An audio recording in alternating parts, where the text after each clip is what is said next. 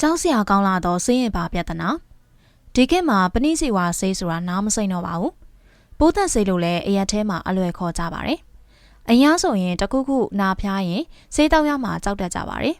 အခုတော့ဒီလိုမျိုးမဟုတ်တော့ပါဘူးဆေးတွေကိုအလွယ်တကူဝယ်တောက်နေကြပါပြီဒီထဲမှာပိုးသက်ဆေးကတော့ထိတ်ဆုံးပါနာဆေးလဲပိုးသက်ဆေးလေပင်နာအမောင်စင်စသဖြင့်ပိုးသက်ဆေးတောက်မှခင်မိတယ်လို့လောင်ဖြစ်နေပါပြီဒါရီရဲ့နောက်ဆက်တွဲပြဿနာကတော့ဆေးရင်ပါပြဿနာပါဆေးရင်ပါတယ်ဆိုတာဘာလဲဆေးရင်ပါတယ်ဆိုတာကအလွယ်ပြောရင်တော့ဆေးမတူတော့တာပါပဏိစီဝါဆေးဆိုတာဘက်တီးရီးယားလို့ခေါ်တဲ့ပိုးတွေကိုတတ်ပေးတာပါဒါကြောင့်ဘက်တီးရီးယားမဟုတ်တဲ့ရောဂါတွေမှာအသုံးဝင်ပါဘူးမလိုအပ်ပဲနဲ့ခဏခဏပိုးသက်ဆေးတွေတောက်တဲ့အခါမှာပိုးရီယာဆေးကိုခန္ဓာရင်ရှိအောင်အသွင်ပြောင်းလာကြပါတယ်အဲ့ဒီမှာဆေးမတူတော့တာပါဒါဆိုရင်တခြားဆေးပြောင်းတောက်မှာပေါ့ပြောသလောက်တော့မလွယ်ပါဘူး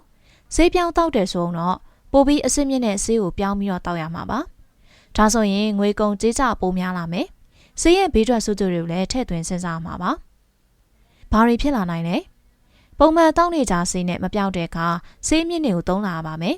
ငွေကုန်ကြေးကျတွေပိုများလာမယ်ဆေးရဲ့ဘေးထွက်ဆိုးကျိုးတွေခံစားလာပါမယ်ဆေးရပါယောဂတွေပိုများလာမယ်ဥပမာဆိုရင်တော့ဆေးရင်ပါတီးပြီပါ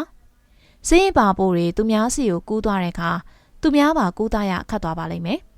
ဒီလိုနဲ့အဆင့်ဆင့်ကူးပြီးတော့ကူးမရတဲ့ယောဂအခြေအနေဖြစ်သွားပါမယ်ဘာနဲ့တူမလဲဆိုရင်တော့ပိုးသက်ဆေးတွေမပေါ်ခင်ရလို့ပဲယောဂဖြစ်ရင်ကူးရမယ့်ဆေးမရှိပဲငုတ်တုတ်ထိုင်နေရမယ့်ခိတ်ကိုပြန်ရောက်သွားပါမယ်ဒါဆိုရင်လုံးဝမတောက်ရတော့လားဒီလိုမျိုးဆိုလိုတာတော့မဟုတ်ပါဘူး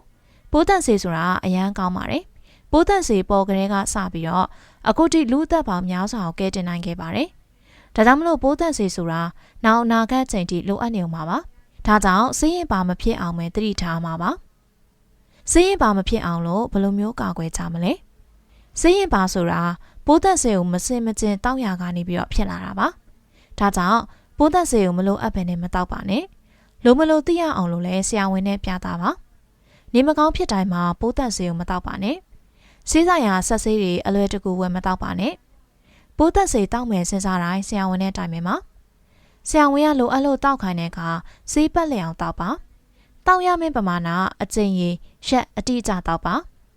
နေပြန်ကောင်းသွားလို့ပိုးသက်ဆေးကိုရက်မပြည့်သေးပဲရှင်းလိုက်တာမျိုးလုံးဝမလုပ်ပါနဲ့